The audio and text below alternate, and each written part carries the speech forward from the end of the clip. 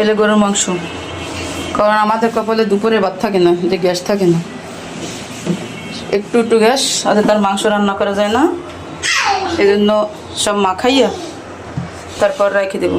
তেল দিব এখন সরিষার তেল, কারণ গরুর মাংস আমি হাতে মাখিয়ে রান্না করি, মাখাইয়া তারপর ফ্রিজ রেখে দেবো, বিকেলবেলা রান্না করবো। মায়ের দে মনে মাই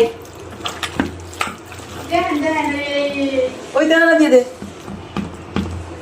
আর এই হয়েছে বেগুন, পোলাও বানাবো, মেহমান আছে চলে যাবে কালকে, এই জন্য আজকে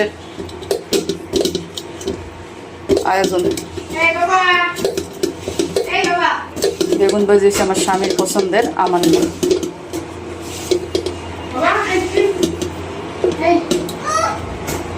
মাখাই রেখে দিব সব।